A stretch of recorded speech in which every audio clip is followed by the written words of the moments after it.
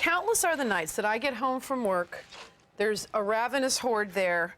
I don't have huge plans for dinner, but I know I have a few things in there, and I can pull something off. And sometimes I mean, like, it's got to happen in 20 minutes because it's been a little late. And eggs are pretty much high up on my list of go-to items to get to. And if I'm in the supermarket shopping that weekend, aside from all the other things I say to have in your pantry, if you just grab an extra bunch of spinach, an extra bunch of Swiss chard, which is what I have right here, or some kale or some escarole or some kind of green that has some oomph to it, then you can also incorporate vegetables in with your eggs, make it very, very satisfying, and that's what I'm showing you right now. So I have about one large bunch of Swiss chard, and what I love about Swiss chard lately in the market, and I'm not the fancy markets, the regular supermarkets, is you can get yellow chard, red chard, green chard. It's got very, very vibrant colors, and it's just a wonderful thing to use if you've never used it. It's like, it's not spinach, it's got a little bit more tang to it than spinach, and it is super, super healthy.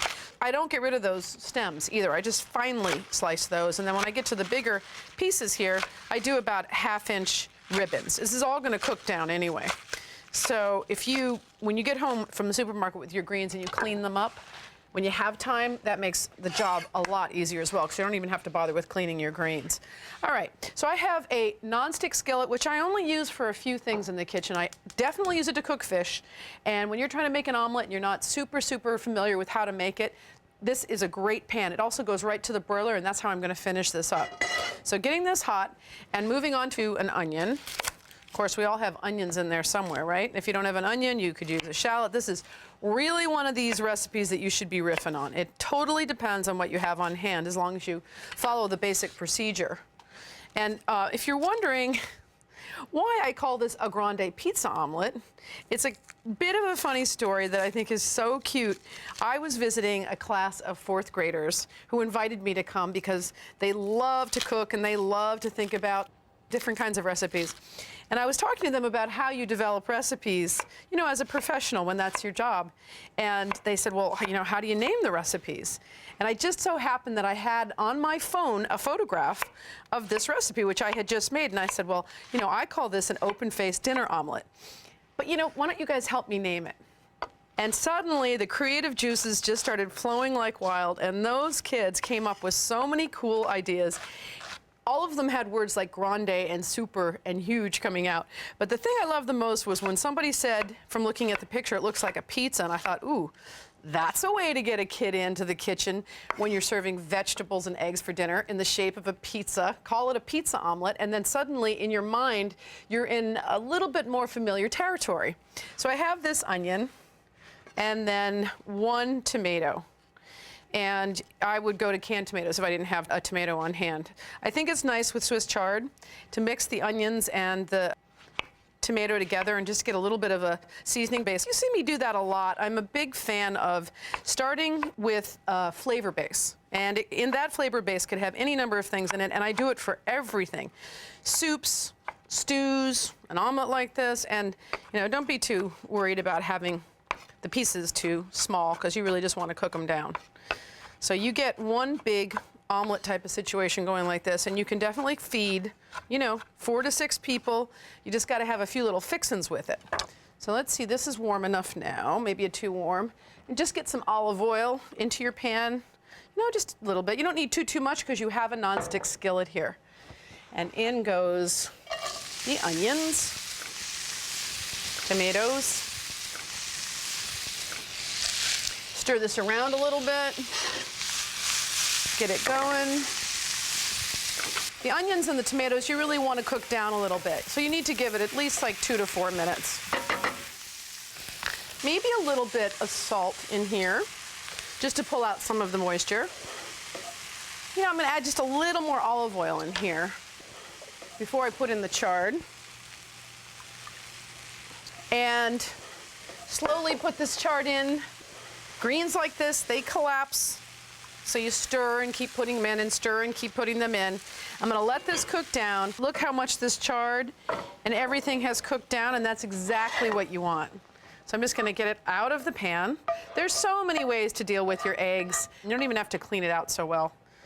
Get it out, turn your heat up a little bit, and I have a whole dozen eggs and 1 whole teaspoon of sriracha chili sauce. Now you might think that's a lot. It's not. It's not going to be spicy. It just gives it great flavor because I didn't want too many ingredients here. So the sriracha brings in some salt, some sweet, some pepper, and a little bit of vinegary flavor.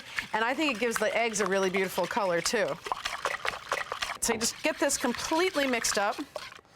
All right, a little bit more olive oil into the pan. Not too much. And then the eggs go right in. Should get one last little scoop to get them nice and foamy. Now, as with any omelet, if your pan is hot enough, that's what you want. And then you can just use a non-stick, heat-proof spatula and just start pulling away from the edges of the pan. And with that olive oil in there, it's fine. So now that the pan is hot enough, I'm just going to turn it down a little bit because I don't want those eggs to get too dark before they set. All right, so a little bit more. And then we're going to just get the Swiss chard in there. Now, I did not take the oven off broil because I'm going to use it to finish off this omelet. So as it sets up on the side, just pull it back. And eggs tend to really cook on their own once the heat's off. So you can feel okay if it's a little bit wet. And I'm just going to go all the way around with my spatula to loosen it a little bit. And then get the Swiss chard on. And keeping with my pizza theme, I'll just distribute all the chard around the top. And no one will even know that it's a huge pile of vitamins and minerals. It'll just taste good and look beautiful too. All right. Now, last but not least, you need some gooey, ooey, cheesy situation. So I have some cheddar cheese. You could use your favorite cheese. I like cheddar with this. And I would say 3 ounces of cheese is what you need. We're keeping this in the pizza vein here. And then once you have the cheese that you want, you take the whole thing right back to the broiler, and it takes about a minute, if that.